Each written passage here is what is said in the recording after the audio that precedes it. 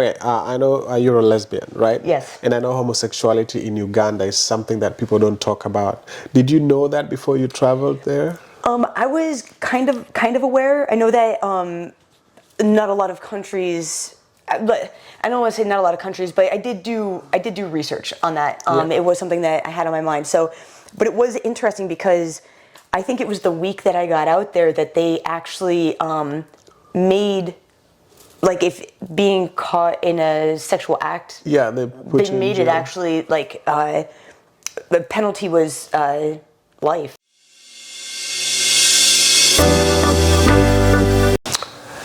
Hey, what's up guys? Welcome again to the Hot Seat with Blazy. Man, I cannot believe this. For the second time, she's in the house. It's Jin. I think this time I can't remember how to spell her name correctly. Her name is not Gina. I know if you watched the first video we did, I kept referring to her as Gina. But this time I had to go through a special training. Now I know her name is Jin. But anyway, Jin. Glad you got it. Is it Jin or Jin? Jin, G-I-N. What does it stand for, your name? Actually, that's something I don't usually tell people right out of the gate. But for you. What does it stand for? My name is Virginia. I was actually named after my grandma who passed away a few years before I was, a few weeks before I was born. Okay. So her name was Eleanor Virginia. I got Virginia, went to Ginny, and now I'm Jin.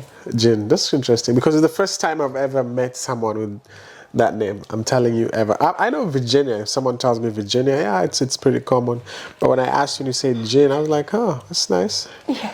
Welcome again. Thank you. Super glad to be back. Yeah, so this episode, this is quite interesting because first of all, you guys know my love for Africa. My love for Africa is like unexplained. I'm so fortunate enough to have an American here seated with me who had a chance to travel in Africa. And that's why we're here, particularly a very special country. So I won't really go into it. I'll ask you all the questions, trust me.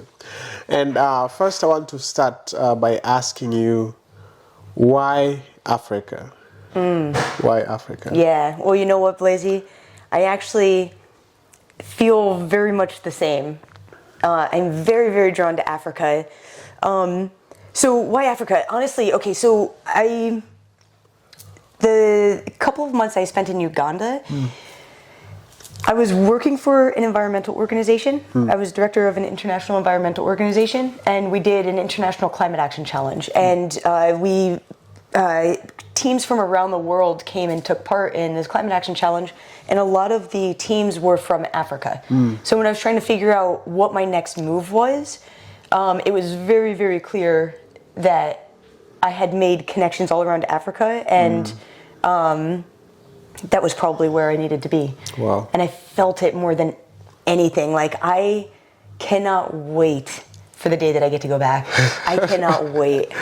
Yeah, so you still have those fresh memories in you? Oh gosh, yes. So like, did you get a chance, I know you were invited, right?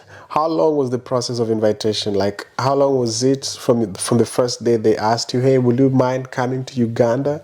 And up to the day when you left, how long did that take? See, it actually went the other way around.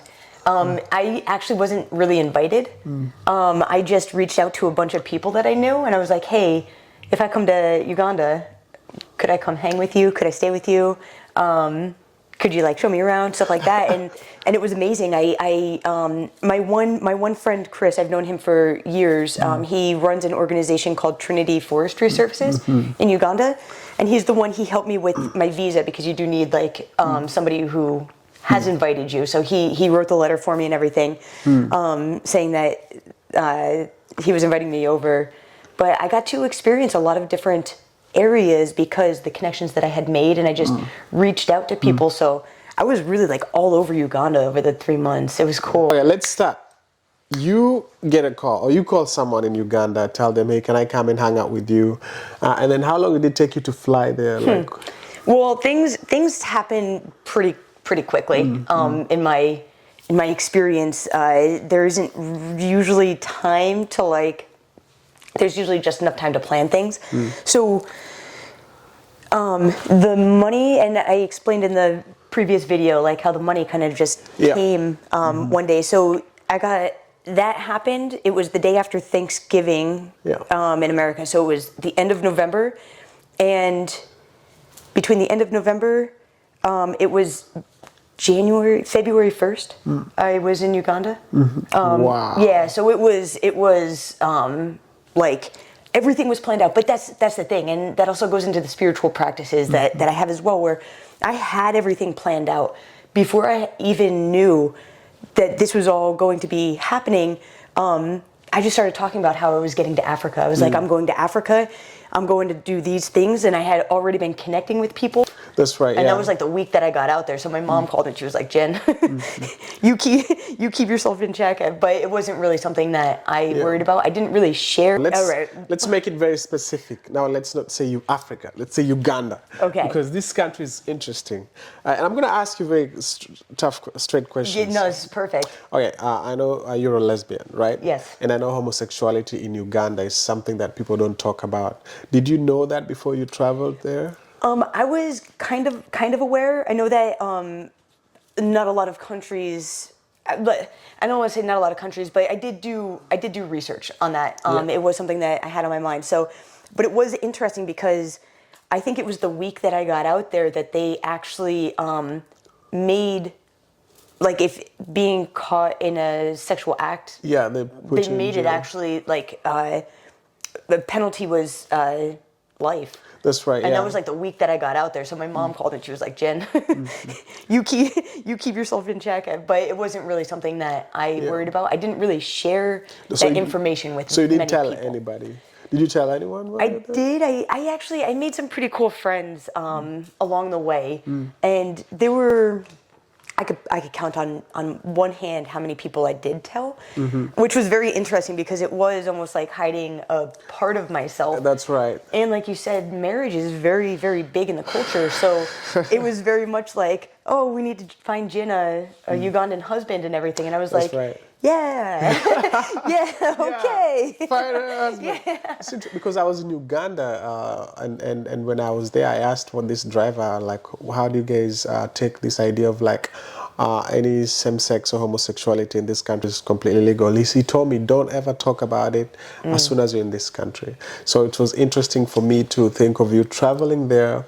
You know that this country has very tough penalties in terms of same-sex relationship, and you're going there as a person of like same-sex. Because you said, so that's quite interesting. At some point, do you feel like you're afraid of, in case people know your sexual orientation?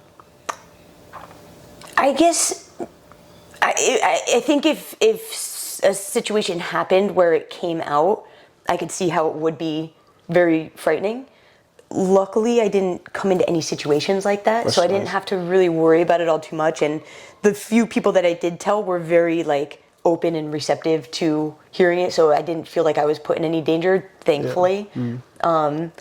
But yeah, it wasn't something that I would have gone around telling people. It's most definitely. Yeah.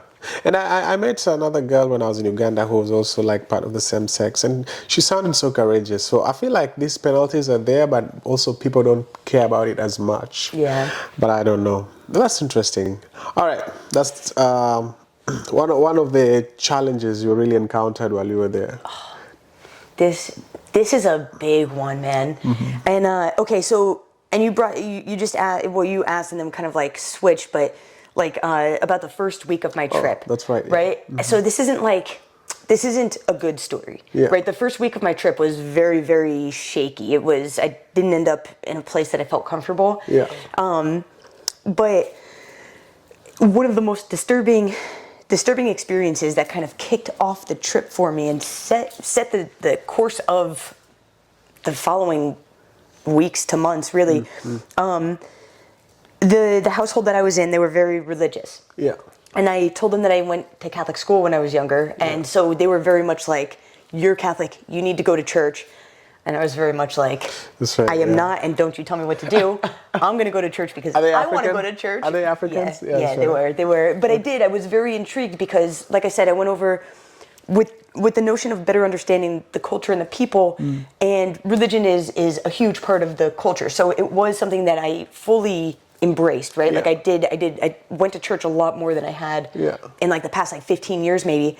But so it was like, I think it was like the first weekend that I was there, I went to church, and the whole mass really, really rubbed me the wrong way. It didn't feel good to me. But what kind of solidified that was, it was the day after church, and we ended up going to a little bar, and there were two guys there that saw me at the church, right? Yeah. Stuck out like a sore thumb. That's right. Yeah. You know, it was like a pretty rural little village and everything. And so we're in the middle of this conversation, and he just stops, and he was just like, "Can you bless me?" And I was like, "What?" I was like, "What? What makes you think that I'm worthy of blessing you?" And his response floored me. He was like, "I don't know. It's like the way that you're talking," and he's like, "And you're white and like Jesus." Oh, so he kind of he made you feel like you're like closer to Jesus because of my skin color, because of my skin color, and it was disturbing. It's disturbing because, I mean, geographically, Jesus wouldn't even be white technically, right. and like, so it's a problem that many Africans think that Jesus is white and white people are closer to God than themselves, so they kind of self-hate themselves. Anyway, let me hear this experience of Ugandan thinking that you're close to Jesus Christ so you can bless him. Then what happened? Yeah, nothing. I did not bless him, and he told me that, and then I kind of was talking about like Jesus and how he wouldn't actually, he would have had more of olive skin because of where he was born. But that was just like, that was the start of it. Yeah. There was another, and like you bring up like Africans thinking that white people are closer to God. Like I had a conversation with an 8-year-old. Yeah. An 8-year-old, and she was just taken back by my skin, right? She just like, and it was common, like people like literally just wanted to touch me because of the color of my skin. Yeah. And this 8-year-old, she's sitting there, she's like, "Oh, I want your skin." She's like, it's so beautiful and it's so white. And I was like, "But your skin's beautiful. You have beautiful black skin." Yeah. And she was like, no, it's dirty. She was telling me that her skin was dirty. Yeah. And so I stopped because again, this was an experience that kind of like floored me a little bit.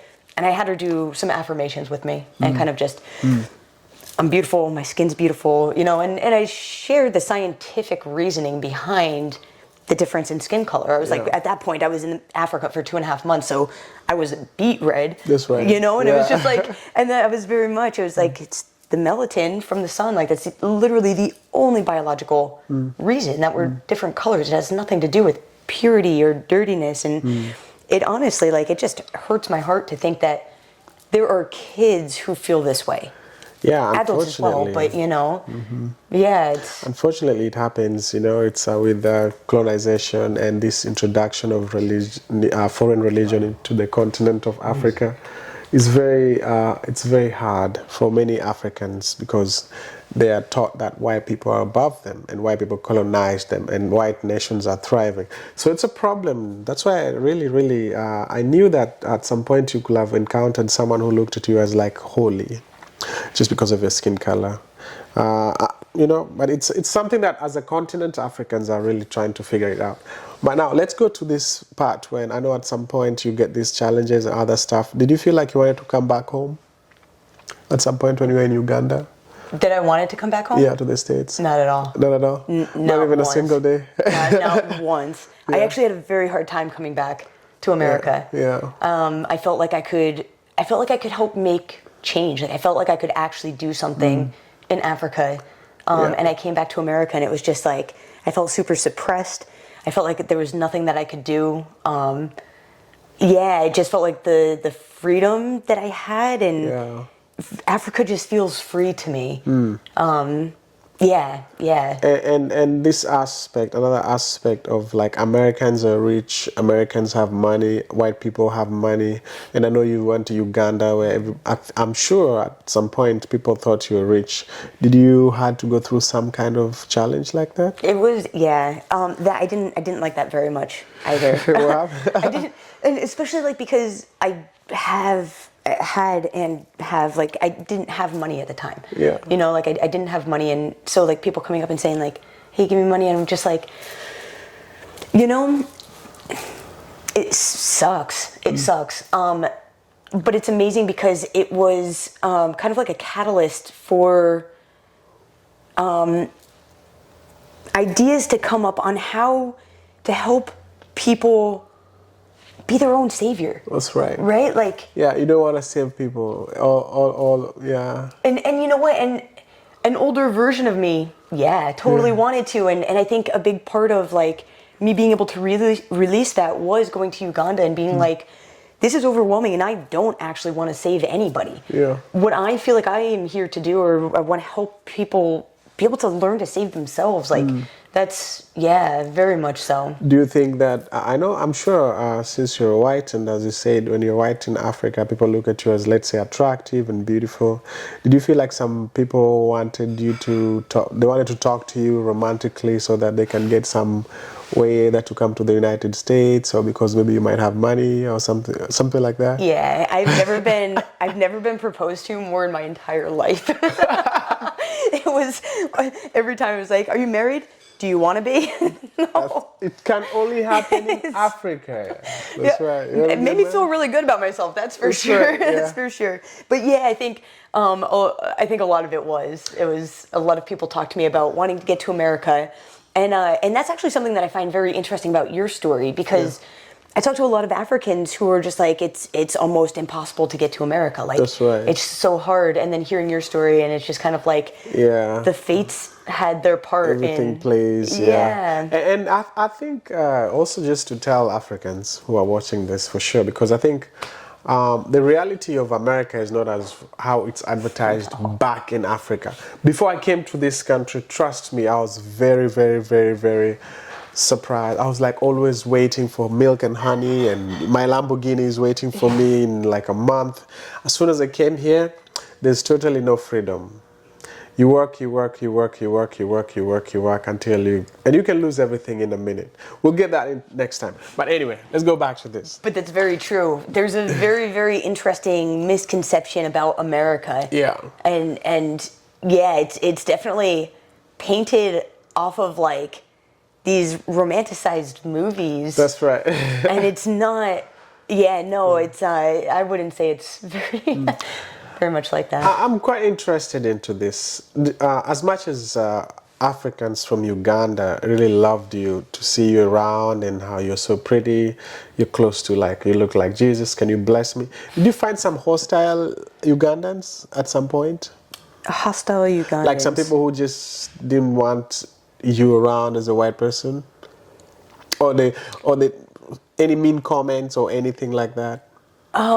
None that stick out to me at the moment, but I do know that I don't know if it was so much that it was like said to me, or like something was said to me, but there were definitely interactions or like places that I was going that I felt very uncomfortable. It was to be very honest, I thought I was going to run into it a bit more than I did. And I think that's probably my own, like what I would have expected based on what white people have done to black people. That's right, it's kind of like, I don't know where hostility and resentment might be held. So, but luckily I didn't really run into... So for those people who want to come to America, I want you to listen to this. This is just a very, very true example. When white people are traveling in Africa, they are treated well, and that acknowledgement of them being there is mostly positive. But in America, it might be different. If you're black in America and you find yourself in the wrong place, good luck. So we don't get hyped as foreigners, Europeans and Americans go to Africa. That's just a disclaimer. And that's a very, very good one, because I had people while I was out there that noted on that. They were like, oh, you come to Africa and like it's a big thing, like if I go to America, is it going to be a big thing? And I was like, no, but you might want to watch where you end up. Like, it's so unfortunate to have to say that too. But like if it's definitely not the same, which is unfortunate because I kind of felt like royalty. Do you still have people who are like, let's say, attracted to you or interested in you back in Uganda, still trying to catch up with you even now? Yeah. They are so hopeful. I have quite a few. I went out there and had like a network of people, and then like got there and expanded the network. Yeah. So made a lot of different friends at a variety of different places, which is cool. And yeah, they do still hit me up. I'm in contact with some of them.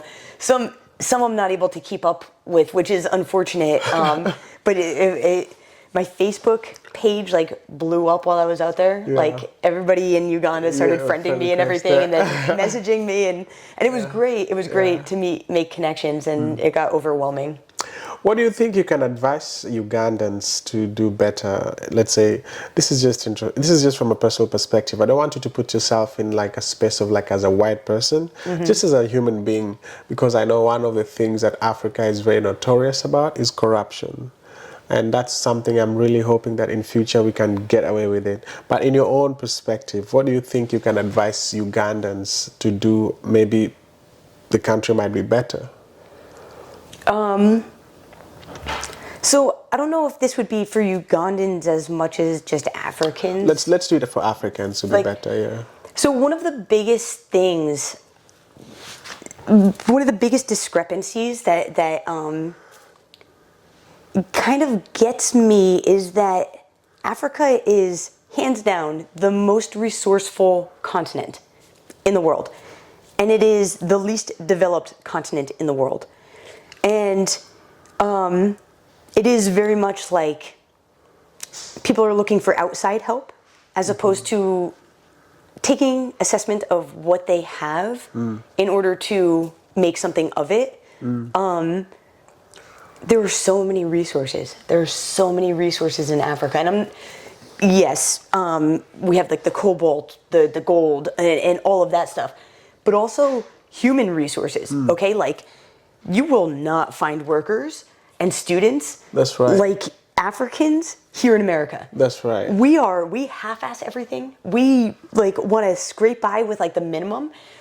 And it seemed like in Uganda, people had, and it's interesting because it was very much, because I went to a bunch of schools. I was working with a lot of youth, and it is, it's like people seem to want to be similar to America, right? That's right. And they think that we work hard, and they think that we go to school and do really well, and that's not actually very true. Actually, the smartest people I've seen is mostly immigrants from other countries. It's not even kidding. That's right. And so like they are like the most hard-working, resourceful people, and completely giving away their power because they're looking for something outside of them and their community.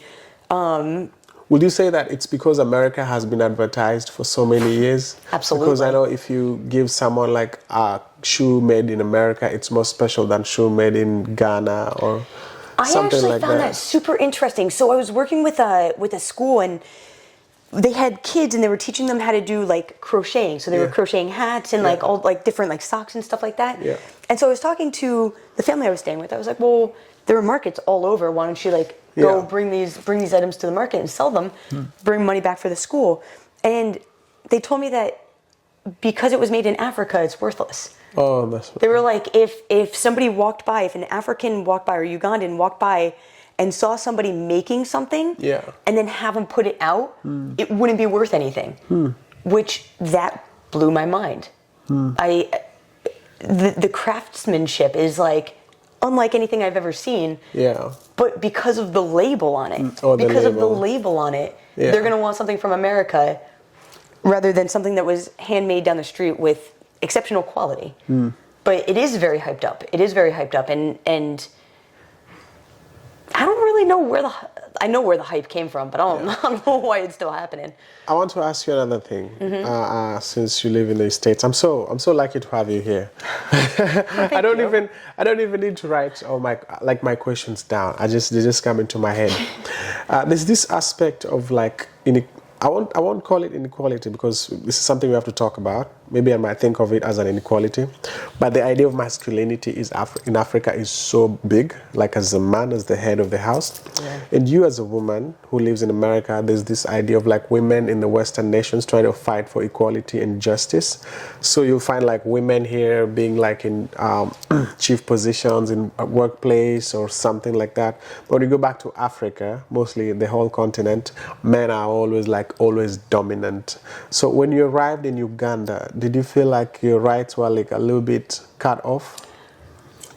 I thought it was very interesting that didn't apply to me in Uganda because very much I know exactly what you're talking about. Yeah. I had conversations with multiple women and girls who were in these roles of caregiver and housekeeper, and I don't know if it was my connections. I don't know if it's because I'm white. I'm pretty sure it's a combination of the both. But I was in meetings with like well-established men, African men that wouldn't even give the time of day to an African woman if she was sitting there. Yeah. But because I'm a white woman, like I was engaged and they were asking for my opinion on things. So it was, and I noted on that a couple of times because I found it quite interesting. The women's role in Uganda was completely not applicable to me. Yeah. Which I thought was... So you were like a little bit superior above the women in Uganda. Very much so. I was treated more like the men.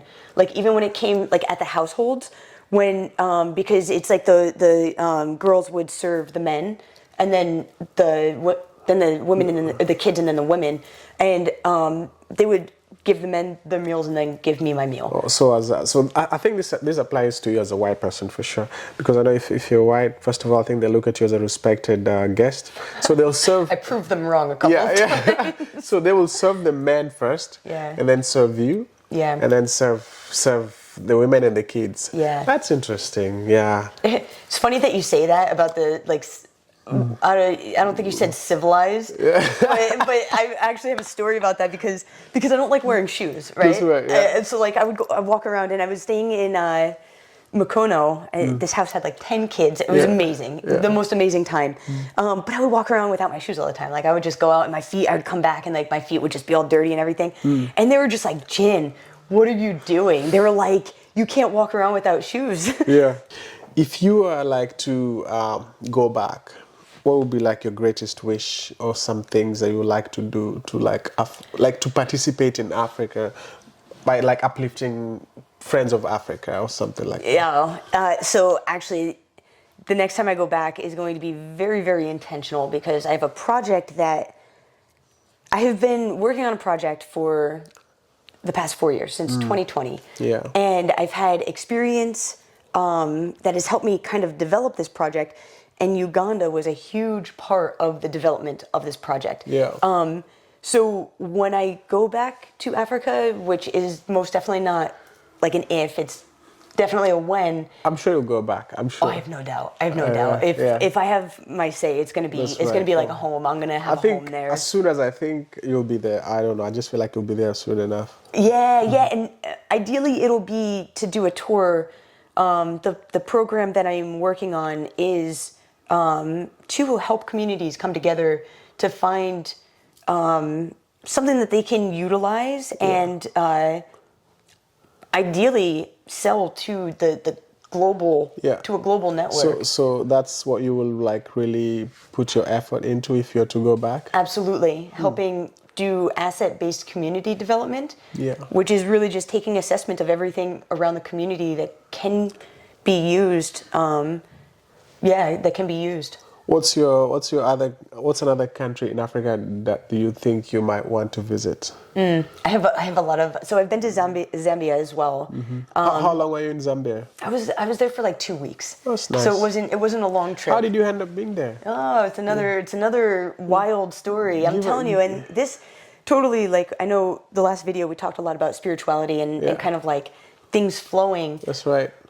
And this is very much attached. Like this is very much where my spirituality kind of solidified was the building of Bahoy because of the experience that it's led me to. But so how I ended up in Zambia, it was Beginning of July. That's last year? 2021. 2021. 2021. Okay. Yeah. And at that point, I was working at a hard-to-recycle facility that employed intellectually disabled individuals. Yeah. Literally the most fulfilling position I've ever had in my life. Yeah. I took a mental health day because I just wasn't feeling right. My boss was just like, go. And during that time, I really had to assess where I was because I didn't feel like I was on track for where I was meant to be. So I was like, okay, what can I do? What do I have control over in this moment that can help like just bring space and allow things to align?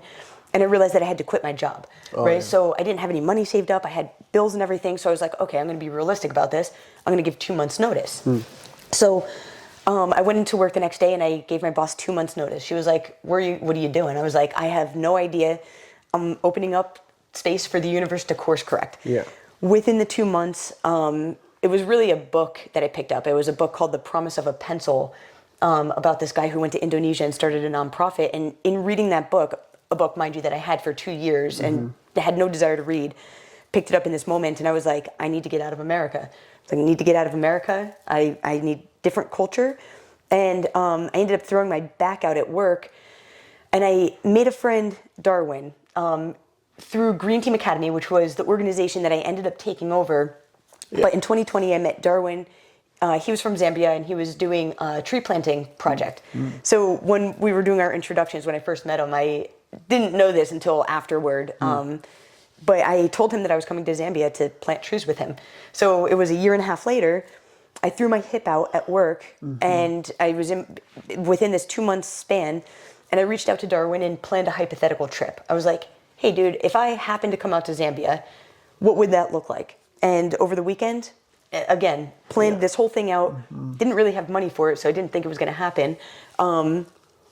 Not that I didn't think it was going to happen. I didn't know how it was going to happen. Turns out my catalytic converter on my car got cut, which that sucks, right? That's right. I had gotten insurance on it, comprehensive, like a month and a half earlier because I had 3 conversations where people were like, get comprehensive on your car, hail damage. Yeah. And by the 3rd time I was like, I'm getting comprehensive. Completely forgot about it. I get home, my catalytic converter's hanging, and I was like, this sucks. And I remember that I got insurance. The insurance money is what ended up paying for the trip. Wow. The trip.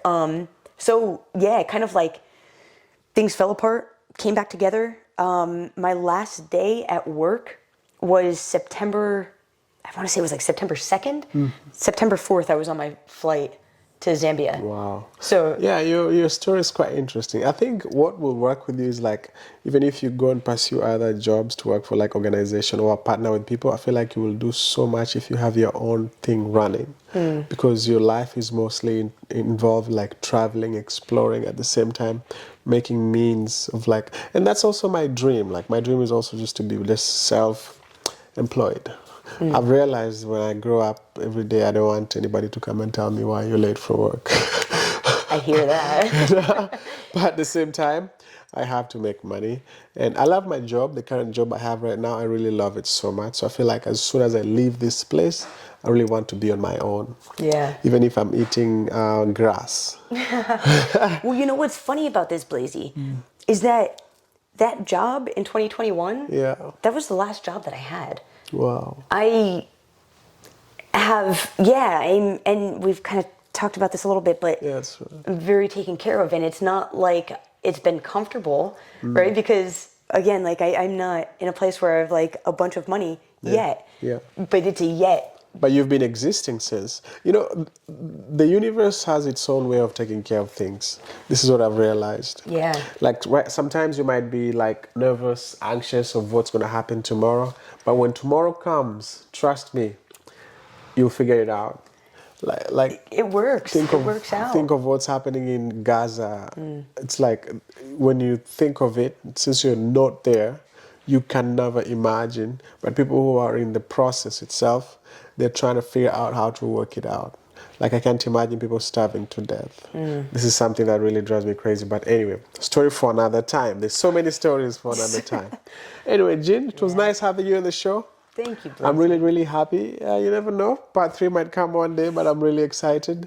I wish you well on your trips. I'm sure you're gonna do so good. And please don't forget about me. I was just gonna say, like when I get my invite back to Africa, you're coming with. Oh yeah, I'm coming. Yeah, actually, I told you this year I'm going back to Kenya, and I wish I could bring you with. You never know. It's still magic. We still have time. As I said, the universe takes care of itself. Absolutely. Anyway, guys, until next time. This was a very nice episode. Second part with Gina. Until next time, please don't forget to click that subscribe button, like the video, and let us know what you think in the comments. Thank you so much, and have a wonderful time. Peace.